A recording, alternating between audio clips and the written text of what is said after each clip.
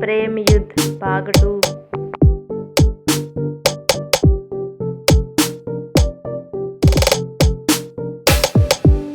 Priyanshu Roy, age 20, height 5.7।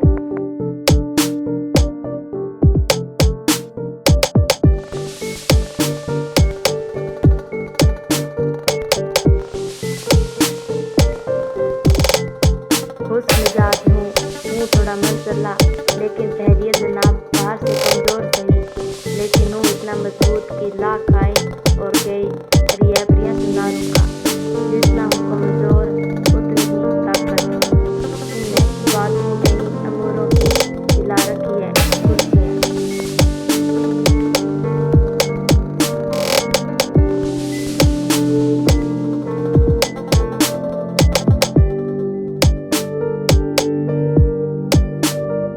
सिद्धांत Maurya, as 24, height 6 feet.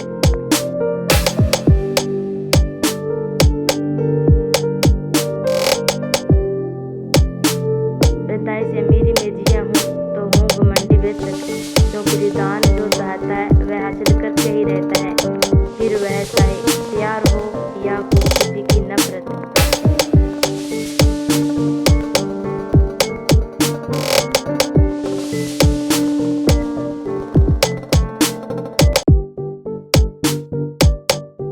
Abhyuday Raghavan, age 24, height 5.11।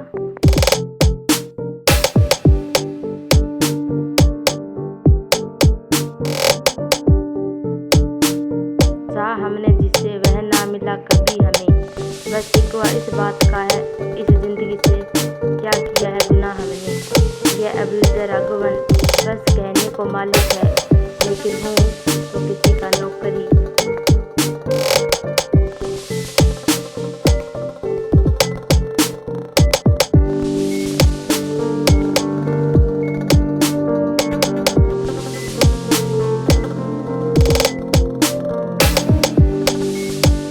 फिलहाल के लिए बस इन 3 कैरेक्टर्स का ही इंट्रोडक्शन दिया है, बाकी अगर आगे की कैरेक्टर्स का इंट्रोडक्शन दिया।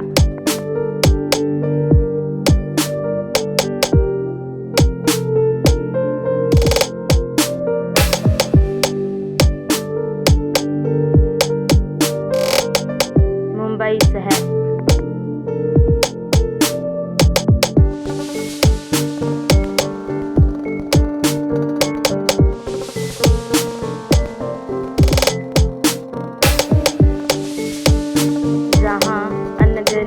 लोग आते हैं और जाते हैं, लेकिन कुछ लोग अपनी कहानी बना देते हैं। सपनों के शहर के कुछ गहरे राज जो बस यही के लोग जानते हैं। बाहर वालों को इस शहर चकाचौंध का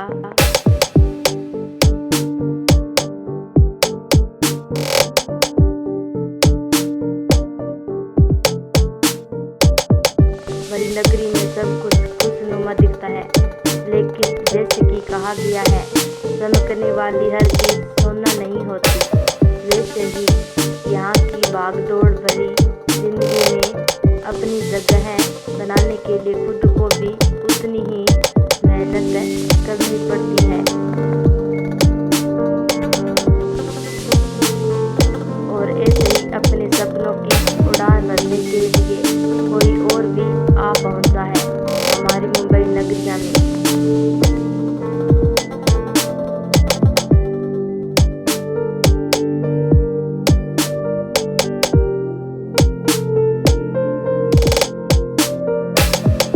हाँ माँ, मैं पहुंच गया हूँ और क्यों फिक्र कर रही हो? कंपनी ने घर तो दिया है ना, और वैसे भी क्या आप अपने बेटे को इतना कमजोर समझती हैं? प्रियांशु, जिसके हाथ और पीठ पर बड़ी बड़ी सी 2 बैग्स लटकी हुई थी, फोन पर अपनी माँ को समझाते हुए अब वह बिल्डिंग की ओर बढ़ने लगा।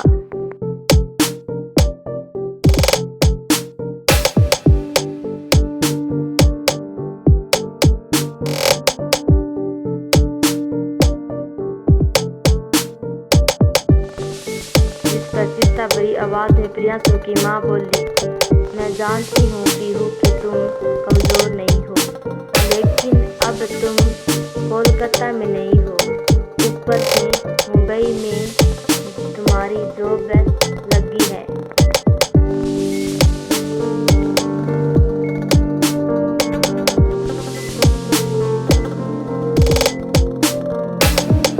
क्या पता तुम्हारी सच्चाई जानकर तुम्हें जॉब से निकाल दे।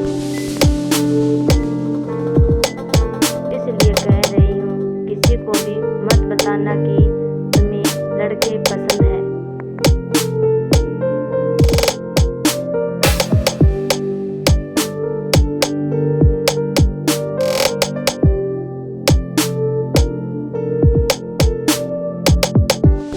तो हंसते हुए प्रियांशु ने कहा, अरे क्यों फिक्र कर रही हो माँ, और वैसे भी मैंने जिस कंपनी में अपनी जॉब के लिए अप्लाई किया है वह मल्टीनेशनल कंपनी है, तो यहाँ मुझे अपनी आइडेंटिटी छुपाने की जरूरत नहीं है।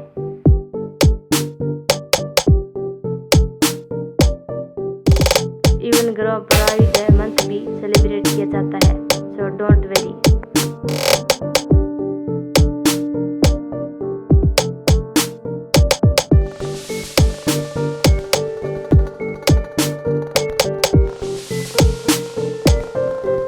अच्छे, तुम बस अपना ख्याल रखो और हाँ, खाना टाइम पर खा लेना। और फिर से रात में डर लगे तो मैंने अपना साड़ी रखा है जिसको दुर्गा माँ का कुमकुम है, उसे अपने साथ लेकर सोना।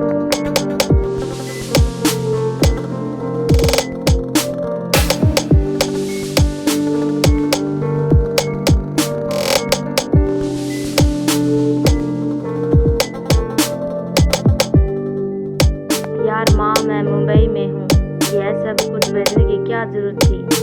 इरिटेट होकर जब प्रियांशु बोला तो कड़ी लहर से मैं उसे हिदायत देते हुए उसकी माँ ने कहा,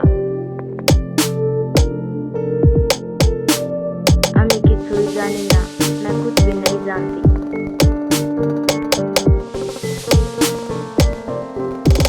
मुंबई में रहो या कोलकाता में, तुम्हें लेकर मैं कोई रिस्क नहीं ले सकती। समझे?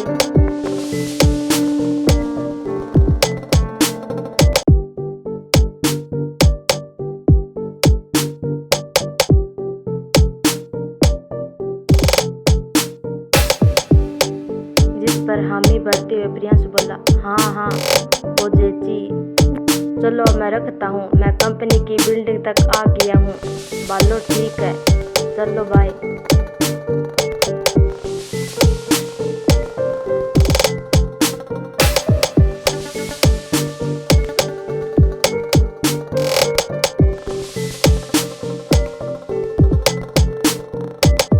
ठीक, अब मैं रोकती हूँ, चलो बाय कहकर प्रियांशु की माँ ने फोन कट कर दी।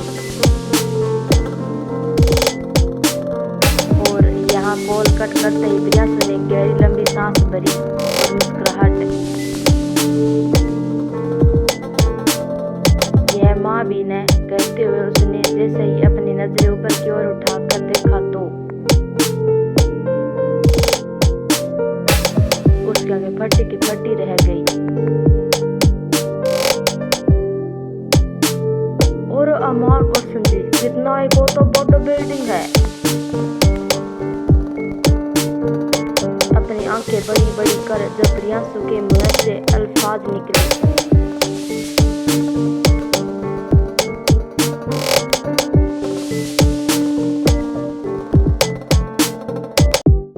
तो उसी के साथ चल रही एक आदमी ने हंसते हुए कहा, यह तो कुछ भी नहीं है प्रियांशु, इससे भी बहुत बड़ी बड़ी बिल्डिंग तुम्हें मुंबई में देखने को मिलेगी। वैसे फॉर योर काइंड इंफॉर्मेशन, इस बिल्डिंग में ही हमारे बस का लड़का यानी अभ्युदय टीम रहते हैं, तो अगर तुम्हें कोई प्रॉब्लम भी आई तो तुम उनसे बात कर सकते हो।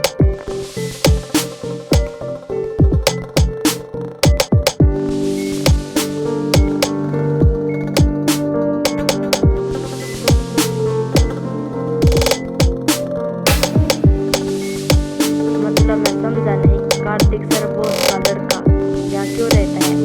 आई मीन इतनी बड़ी कंपनी के मालिक होकर है एम्प्लॉइज के साथ ऐसी बिल्डिंग में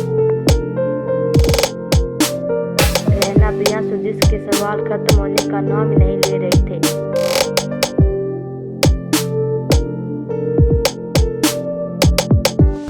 दरअसल हमारे बस है अपनी एम्प्लॉइज को लेकर बहुत ज़्यादा फिक्रमंद रहते हैं और वह बिल्कुल भी नहीं चाहते कि उन्हें कोई भी असुविधा हो। ऊपर से अभियुक्त सर आगे जाकर कंपनी के आईओ बनेंगे तो उनके एम्प्लॉइज के साथ अच्छे से बने और वह काम को समझे। इसलिए उन्होंने इस बिल्डिंग में एक कमरा अभियुक्त सर को दिया है। खैर चलो जल्दी, वह हमारा वेट कर रही हैं।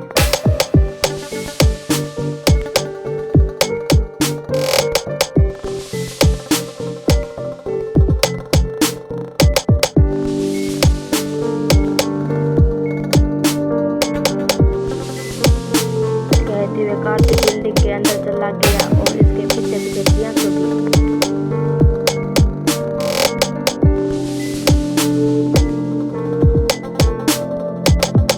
दूसरी तरफ अपने एक आर के कमरे में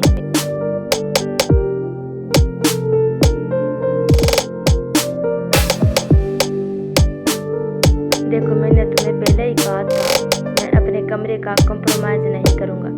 यार एक पहले से ही इतना छोटा कमरा दिया है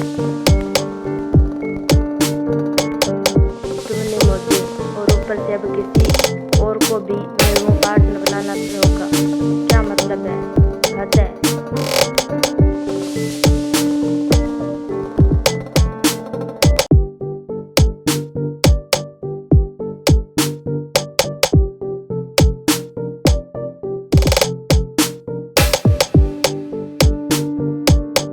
अपने हैंडसम से फेस पर इरिटेशन भरे भाव लिए एक हट्टा कट्टा नौजवान लड़का जो अपने पूरे कमरे में एक हाथ में फोन पकड़ बस जींस पैंट पर मानो ऐसे घूम रहा था जैसे यह पूरी जगह इसी ने खरीद ली हो।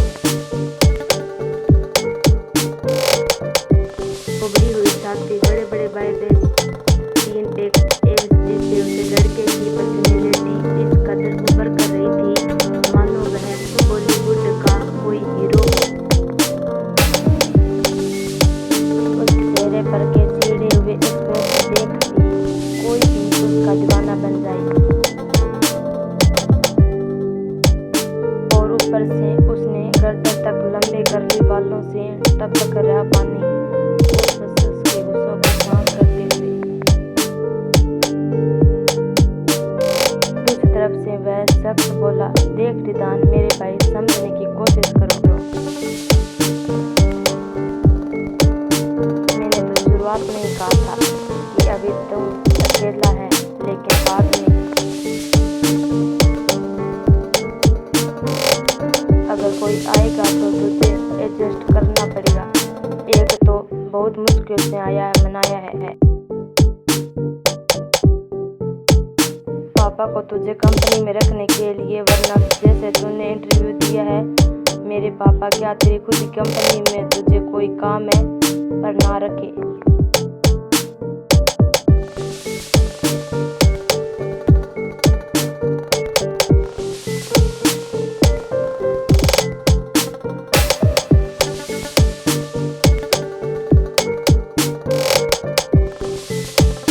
यार अभी तूने मुझे गाली भी दी होती ना तो मैं सहन कर लेता, लेकिन जो तूने मुझे ये ताना मारा है ना, मेरा तो दिल तोड़ दिया। यार नौटंकी करते हुए जब मेरे दान बोला था।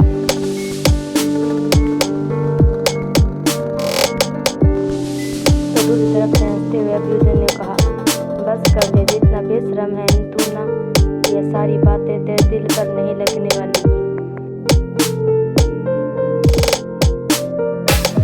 खैर मैं जैसे कह रहा हूँ प्लीज यार थोड़ा एडजस्ट कर लेना।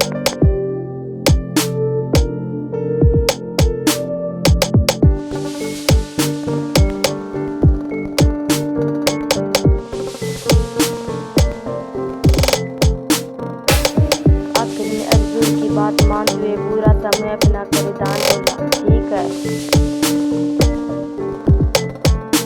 अब जब यहाँ मेरी कोई सुनने वाला है ही नहीं तो क्या ही करूँ। एक तरफ माँ है जो सौतेली माँ जैसा बिहेव करती है और दूसरी तरफ तुम जैसा कजीन जो किसी दुश्मन से कम नहीं। खैर ठीक है, लेकिन जो भी कोई आ रहा है उसे पहले ही समझा देना। मेरी चीज़ों को ना हाथ लगाए और जो भी उसका एटीट्यूड हो वह अपने घर पर ही छोड़ कर आए।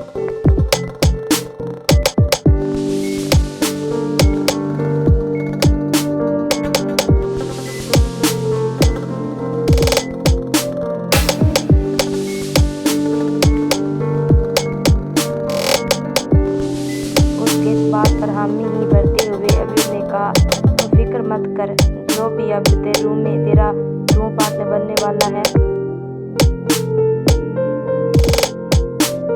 ना, वह बहुत ज्यादा सीधा साधा लड़का है। तो यह जो तूने सारी बातें कही है ना, वह तुझे फॉलो करनी चाहिए, उससे नहीं। अब चल मैं रखता हूँ, कहकर सीधा अबीर के मुँह पर कॉल कट कर दी।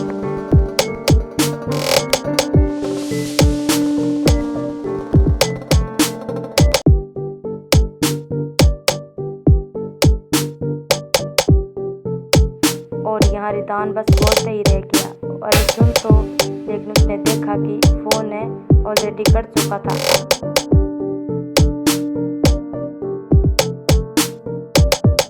जिस पर अपने बेड पर उसे फोन को फेंकते हुए उसने खुद नहीं कहा, तेरी बातें तो मैं सुनने से रहा, और रही बात मेरे न्यू रूम पार्टनर की, देखना 2 दिन में उसे बगाना दिया तो मेरा नाम भी रिदान नहीं।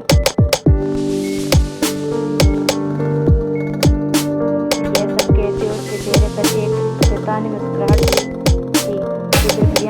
अब यह देखकर ऑफिस पहुंच चुका था। दरवाजे की ओर इशारा कर आते हुए कार्तिक ने कहा, लो बढ़िया से यह रहा अमृतसर का कमरा, तुम्हें सारी बातें समझा देंगे।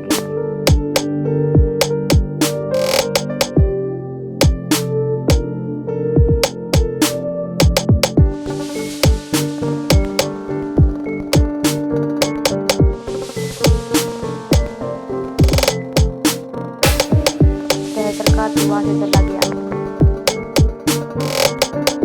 अरे लेकिन सर, यहाँ सोचा अगर कुछ का पता कि कार्तिक वहाँ से जा चुका था।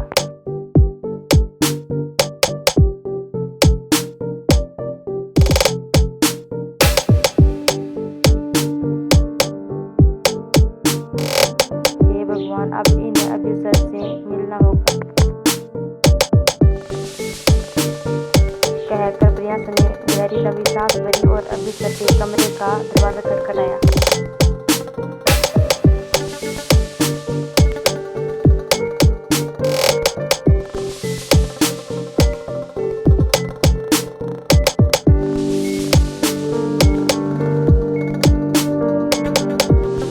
हेलो अमृतसर, मैं प्रियांश। उनका बस इतना कहना ही था कि अचानक से दरवाजा खुला और उसके सामने खड़ा था गोरा चिट्टा लंबे कद वाला एक हैंडसम सा लड़का, जिसने अपने बाल जेल से सेट किए हुए थे। नॉर्मल सी लाइट ब्लू कलर की थी टी शर्ट और शर्ट में भी अभी लेकर है। पर्सनालिटी में कोई कमी नहीं आई थी।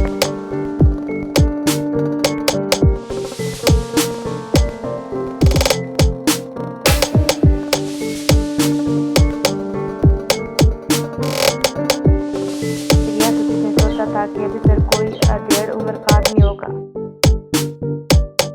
तो वहीं अपने सामने खड़े 25 से 26 साल के लड़के को देखकर हैरान था और उसके चेहरे की हैरानी देख हंसते हुए ने कहा, इतनी हैरान क्यों हो? तुम्हें लगा होगा कि मैं कोई 33 से 40 उम्र का बूढ़ा हूँ ना।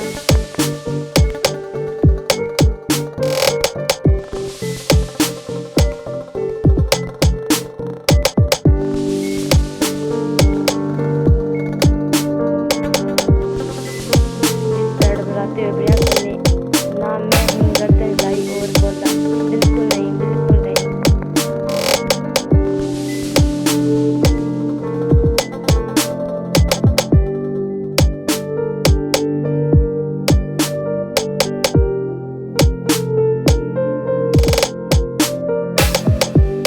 तो फिर से इस तरह हंसते हुए अभियुद ने कहा, अरे कोई बात नहीं,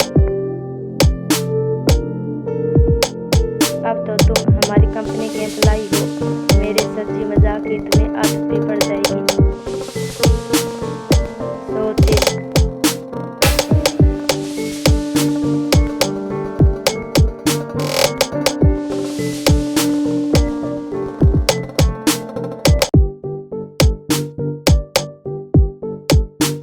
अभियुद के बातों में एक अलग सा अपनापन था,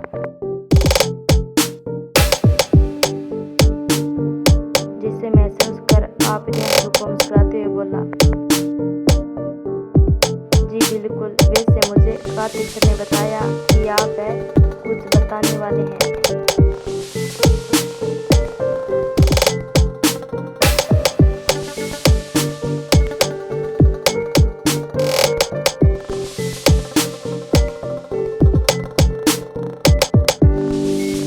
उसके सवाल पर हामी भरते हुए अभियुद ने कहा, हाँ देखो,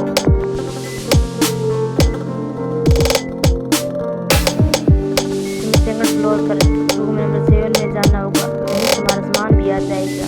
और हाँ, तुम्हें एक बात बता दूं, वहाँ एक और लड़का रह रहा है, तो संभाल कर, और कोई दिक्कत है तो मुझे जरूर बताना।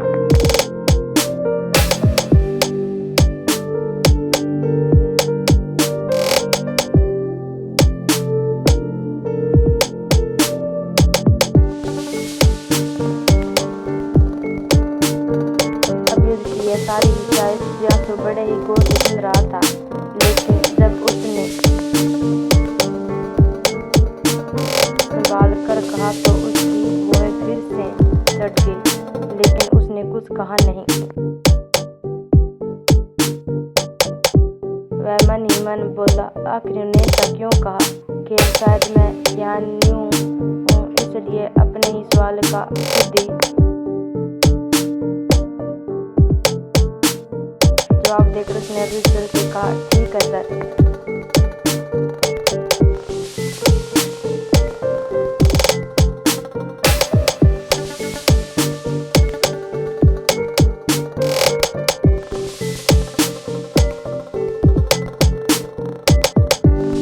मुस्कुराते हुए अभियुद ने कहा, हाँ तो अब तुम जाओ सकती हो। जिस पर अब प्रियंका वहाँ से निकल गया और डाली पटकी हो। लेकिन उसके जाते ही अभियुद है, जिसके चेहरे पर उसके सामने गहरी मुस्कुराहट थी, अचानक से वह मुस्कुराहट गायब हो गई। उसके फेस एक्सप्रेशन देखकर तो ऐसा लग रहा था मानो अभी तक जो वह इतना मुस्कुरा रहा था वह बस जबरदस्ती वाली थी। चला गया। दरवाजे को एक तक घूरते हुए वह खुद में ही बड़बड़ाया थी। तभी उसके फोन की रिंग बजी। उसने जब देखा तो यह किसी का मैसेज था, जिसे पढ़कर उसने गुस्से के मारे अपना फोन टेबल पर पटका। इधर ईदान जो शावर लेते हुए समय भी यही सब सो रहा था कि उसके आने वाले पार्टनर को किस तरह भगाना है, जिसकी प्लानिंग में वह अपने बालों को पहुंचते हुए बाथरूम से बाहर आया कि तभी उसके कमरे का दरवाजा किसी ने खटखटाया।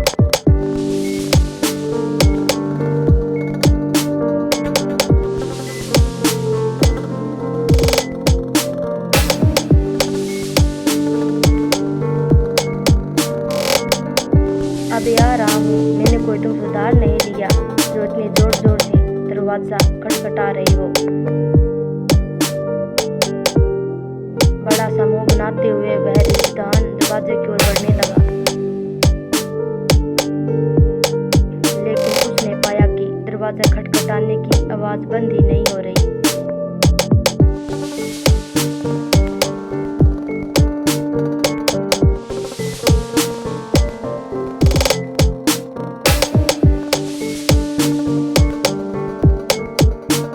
अबे तेरी, अपने दांत पीसते हुए उसने खुद में ही कहा, और एक झटके में दरवाजा खोला। नीचे दरवाजा खटखटा रहा प्रियांशु बैलेंस बिगड़ने की वजह से सीधे उसे इधर रिदान जो शव लेते समय भी यही सब सोच रहा था कि उसके आने वाले पार्टनर को किस तरह भरवाना है।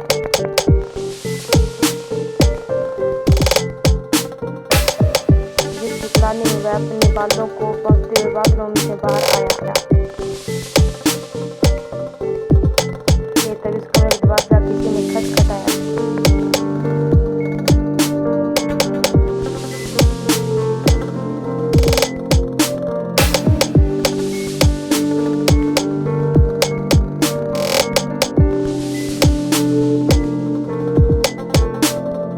अबे आ रहा हूँ, मैंने कोई तुमसे उधार नहीं लिया जो इतनी जोर जोर से दरवाजा खटखटा रही हो।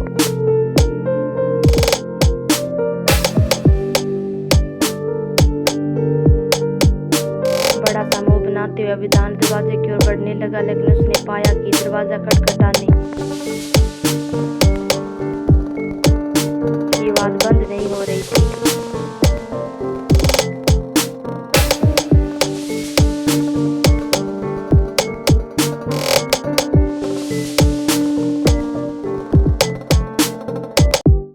अबे तेरी, अपने दांत पीसते हुए उसने खुद में ही कहा, और एक झटके में दरवाजा खोला। जिसे दरवाजा खटखटा रहा प्रियांशु बैलेंस बिगड़ने की वजह से सीधे उसे धड़क गया।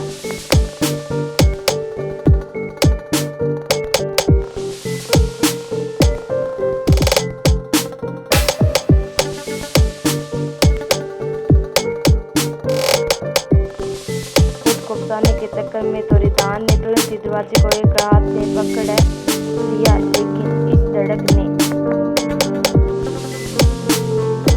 प्रियांशु के होश उड़ा दिए थे। वह एक तक अपने सामने बस एक ही टॉवल पर खड़े रिदान को ही देखते रह गया। अभी अभी बाथरूम से बाहर निकला हुआ रिदान, जिसके घुंघराले बालों से अभी तक पानी टपक रहा था, और सावर जेल की मदहोश कर देने वाली खुशबू जिसे रिदान तो नहीं लेकिन प्रियांशु जरूर होश खोने लगा था। उसकी पेट में तो तितलियां उड़ रही थी। एक अजीब सी एक्साइटमेंट, और अपने सामने खड़े हैंडसम हंक को देखकर वो जिस थकान के साथ वो इस कमरे तक आया था वह कहीं गायब सी हो गई थी, और उसकी जगह पर एक अलग सी चमक आ गई थी आंखों में।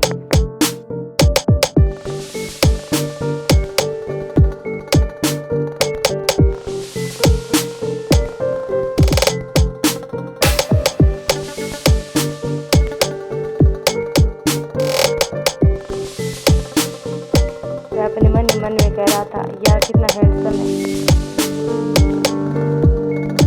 अगर कोई गलती हो तो माफ कर देना, लेकिन बीच में एक बार दो बारी आ गया उसके लिए सॉरी।